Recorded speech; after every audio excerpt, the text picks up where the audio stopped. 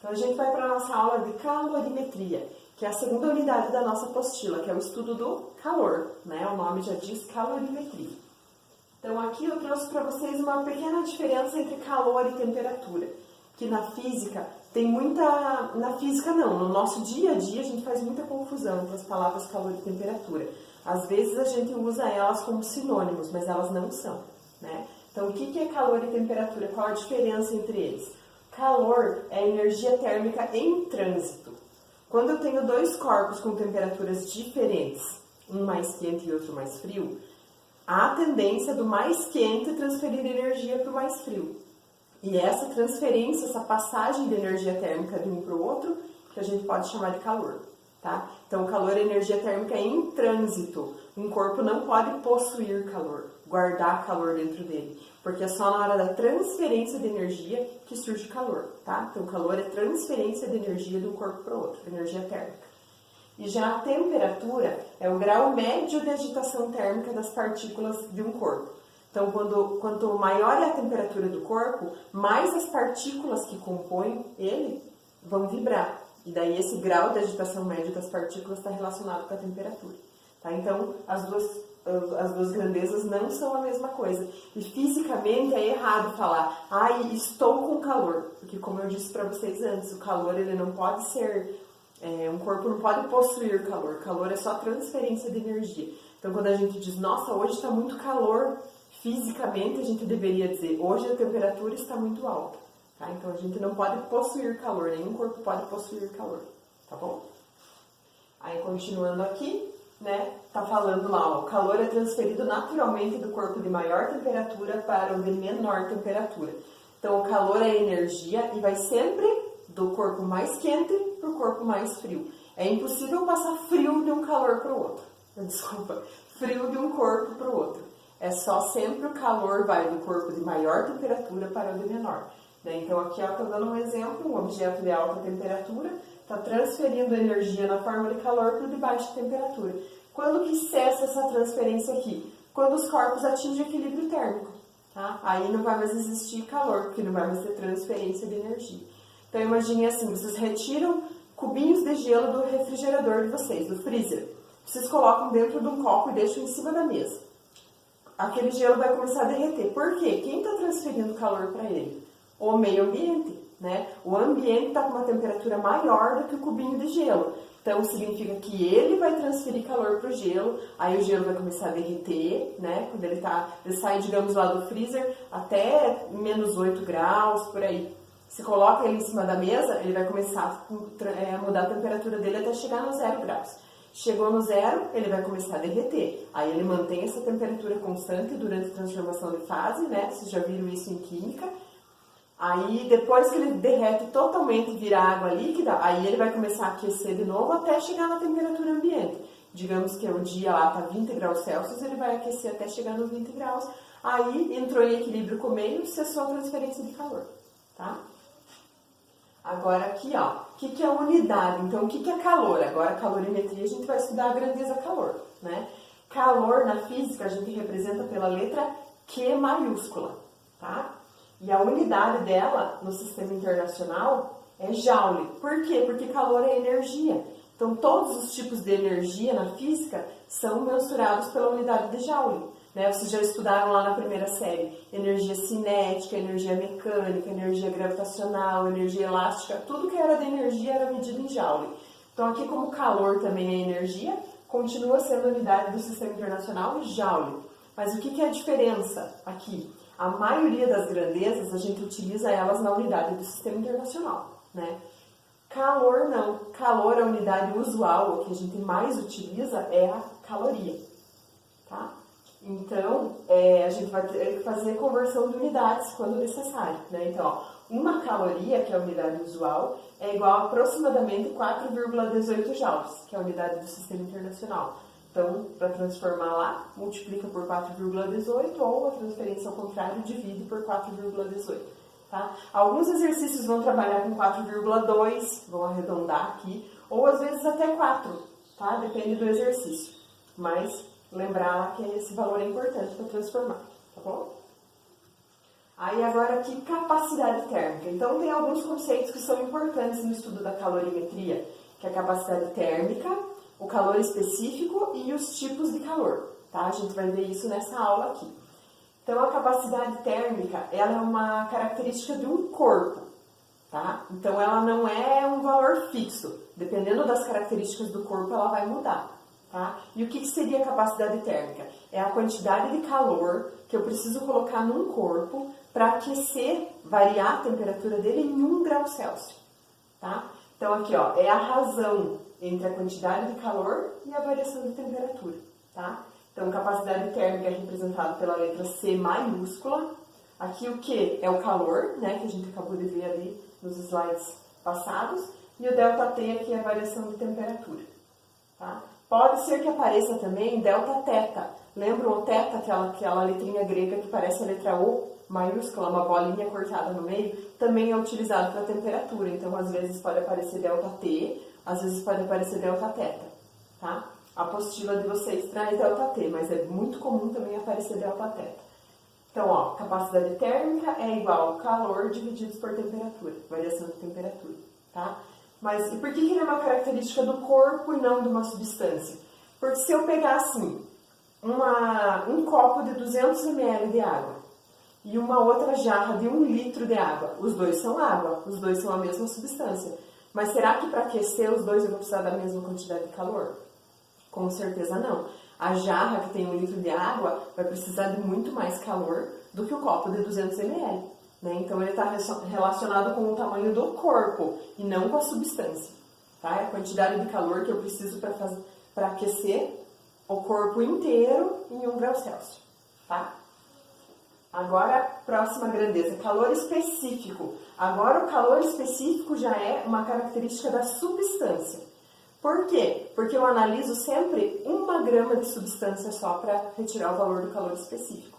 Tá? Então, o mesmo exemplo que eu acabei de dar para a capacidade térmica. Se eu pegasse 200 ml de água num copo e uma jarra de 1 litro de água, qual que é a capacidade térmica deles? Qual tem capacidade térmica maior ou menor? A capacidade térmica maior é a de 1 litro, porque precisa de mais calor para aquecer. Mas agora o calor específico, qual que é maior? É o mesmo, porque os dois são a mesma substância. Tá? Seria assim, eu vou retirar 1 grama de água do copo, 1 grama de água da jarra. E vou analisar. Como é 1 grama de cada um, os dois vão precisar da mesma quantidade de calor para aquecer. Tá? Então, ó, capacidade térmica tem a ver com o tamanho do corpo, o corpo em si. Então, pode mudar de um para o outro. Calor específico tem a ver com a substância. Então, objetos feitos com a mesma substância vão ter sempre o mesmo calor específico. Tá? Então, seria assim, é quanto de calor que eu preciso colocar em 1 grama de substância para ela aquecer em 1 grau Celsius. Tá? Aí aqui vocês têm uma tabelinha, né, de alguns valores de calor específico. Então, o calor específico da água, 1 caloria por grama grau Celsius. O que significa isso? Se eu pego 1 grama de água, eu preciso de 1 caloria para fazer ela esquentar 1 grau Celsius. Tá? Já ó, o álcool, 0,6, esquenta mais fácil que a água, precisa de menos calor. Né? O gelo, 0,5, menor ainda. Alumínio, 0,2. Ferro, 0,1. Por que será que é mais fácil de aquecer esses aqui do que a água? Porque eles são metálicos, né? Os metálicos são mais condutores de calor, por isso eles vão aquecer mais fácil. Precisam de menos calor para variar a temperatura, tá? E desses valores aqui, gente, é muito importante. Vocês têm que saber de cor água, tá?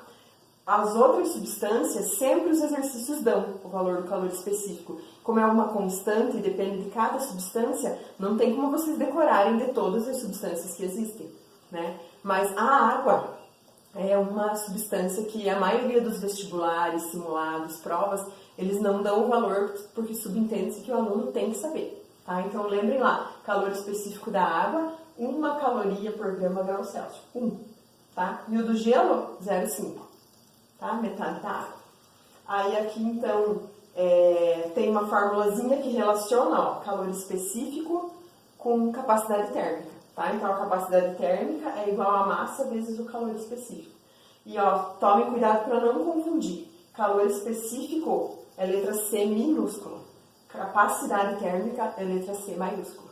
Tá? Então tem que tomar cuidado para não confundir aqui. Agora aqui uma perguntinha para vocês. Por que a areia da praia aquece mais rapidamente do que a água do mar? O que será que vocês acham? Já perceberam que durante o dia a areia é muito quente e a água do mar não, a água do mar é gelada. E aí à noite é o contrário, a água do mar fica quentinha e a areia fica muito gelada. Por que será que acontece isso? O que muda dessas substâncias aqui? Então, ó, é o valor do calor específico, tá? O calor específico da areia é muito menor que o da água. Então, é muito mais fácil aquecer a areia. Então, durante o dia que está batendo o sol na água e na areia, a areia tem calor específico menor, ela esquenta muito mais fácil do que a água. Só que assim como ela esquenta muito mais fácil, ela esfria muito mais fácil também. Aí, durante o dia, que vai ficar recebendo aquela quantidade de energia térmica, aí, à medida que o sol se põe, que a temperatura vai baixando, a areia que esquentou muito rápido, perde aquele calor muito rápido também. E já a água do mar que demorou para esquentar, demora para esfriar. É por isso que inverte as temperaturas, tá? Outro exemplo bem prático, assim, do dia a dia. Não sei se vocês já perceberam, se alguém de vocês tem alguma habilidade na cozinha, mas tem alguns alimentos que demoram bastante para cozinhar. Mas daí demora muito para esfriar também. Às vezes você acha que o alimento está frio, você vai comer dentro, queima. Batata é um exemplo, porque o calor específico da batata é grande. Precisa de muito calor para variar a temperatura dela para cozinhar, e por isso que ela demora muito para esfriar o meio dela, tá? Exemplos assim simples, mas só para vocês entenderem mais ou menos, tá? Agora aqui vamos falar sobre os dois tipos de calor. Tá? A aula passada que eu mandei para vocês, que não era o meu vídeo, né? Eu mandei um outro vídeo de um outro professor falando sobre calor, já falava sobre isso aqui. Então, existem dois tipos de calor, calor sensível e calor latente. Tá? O que será que é a diferença entre esses dois calores? Então, aqui eu coloquei para vocês, ó, calor sensível é aquele calor que quando o corpo recebe ele vai sofrer variação de temperatura. Quando ele recebe ou quando ele perde, tanto faz. Tá? Então, o calor sensível causa variação de temperatura. E já o calor latente, que é esse aqui, ó. Então, o calor sensível é esse aqui, utilizada quando ocorre aumento ou redução da temperatura. E essa aqui é a fórmula, tá? Já o calor latente, ele é o calor que faz mudar a fase das substâncias. Então, ele não tem a ver com mudança de temperatura, tá? Ele faz mudar a fase, ele faz do sólido passar para o líquido, ou do líquido passar para o vapor, para o gasoso, né? Então, durante a mudança de fase, existe calor latente, tá? Que é essa temperatura aqui, essa fórmula aqui, que é igual a M vezes L, tá? Então, o que significa cada letrinha dessas aqui, ó? O que é o calor, né? Nesse caso, o calor sensível. O M é a massa da substância. O C é o calor específico da substância. E o ΔT é a variação de temperatura, tá? Agora, outra fórmula aqui. O Q é o calor latente, né? O M é a massa da substância e esse L aqui vai ser uma constante. Normalmente vai ser dado nos exercícios para vocês. O que é esse L? É a quantidade de calor que eu preciso para fazer aquela mudança de temperatura que eu estou analisando. Desculpa, a mudança de fase que eu estou analisando. Então, por exemplo, se eu quero derreter 50 gramas de gelo, o L de fusão da água é 80 calorias por grama. Então, o L vai valer 80, é uma constante. Tá? Se eu quiser vaporizar a água, colocar em ebulição e fazer a água evaporar, o L de vaporização da água é 540 calorias por grama. Então, vai ser sempre dado lá para vocês nos exercícios. Se a gente não estiver falando de água, estiver falando de outra substância, vai ser dado o valor do L da outra substância. Tá? Então, o L é uma constante que tem a ver com a quantidade de energia que eu preciso para causar uma mudança de fase naquela substância. Tá? E o M é a massa. Então, aqui, ó, vocês têm que tomar cuidado com isso. Ao fornecer ou retirar calor de uma substância pura, ela pode sofrer aumento ou redução de temperatura ou mudança de fase, tá? Normalmente, quando a gente fala, eu vou colocar aqui energia térmica, eu vou transferir energia térmica para essa substância, ela vai esquentar. Nem sempre vai causar variação de temperatura, pode ser que ela cause mudança de fase, tá? E como vocês já estudaram em química, mudança de fase de uma substância pura não tem variação de temperatura. Tá? Então, é aquele exemplo que eu tinha falado lá. Vocês vão tirar os cubinhos de gelo do freezer de vocês e vão colocar num copo em cima da mesa. Então, primeiro ele vai receber calor sensível, porque ele vai lá, digamos, do menos 8 graus até o zero. Quando ele chega no zero, aí ele vai começar a derreter. Então, ele não sai do zero. Ele vai receber calor latente até derreter totalmente aquela massa de gelo e virar água. Aí depois que virou totalmente água, aí vai ser calor sensível de novo, vai fazer a temperatura subir até chegar na temperatura ambiente, tá? Então, calor sensível muda a temperatura, calor latente muda a fase da substância, tá? E aqui, só para finalizar, a gente vai falar o que são trocas de calor. Então, ali quando a gente falava de calor sensível e calor latente, a princípio a gente aplica para uma única substância, tá? Agora, aqui, trocas de calor, o que acontece? É quando eu vou misturar duas substâncias. Por exemplo, eu tenho café muito quente na minha garrafa térmica. Aí eu vou tomar, eu coloco um pouco de leite frio, porque daí dá uma equilibrada na temperatura e fica agradável ao meu paladar. Isso é um exemplo de troca de calor, tá? Eu estou misturando duas substâncias com temperaturas diferentes. A mais quente vai transferir calor para a mais fria e vai diminuir a temperatura da mistura, tá? Isso é um exemplo de troca de calor. Outro exemplo do dia a dia, por que a gente utiliza isopor, digamos, para carregar alimentos gelados? O isopor, ele dificulta as trocas de calor, então mantém a temperatura lá dentro, ele pode ser considerado um calorímetro. A garrafa térmica, outro exemplo, tenta bloquear essa transferência de calor. Se eu coloco o café quente lá, se eu colocar o café quente num copo e deixar, ele logo já vai esfriar. Se eu deixar fechado dentro da garrafa térmica, a garrafa térmica é considerada um calorímetro. Ela bloqueia os processos de transferência de calor, né? Vai dificultar as trocas de calor, por isso que mantém o café quente lá dentro. Tá? Então, troca de calor vai ter que ter dois corpos, não é mais só uma substância que vocês vão analisar. E sempre, ó, de temperatura maior vai transferir calor para temperatura menor até que eles atingem um equilíbrio. Tá?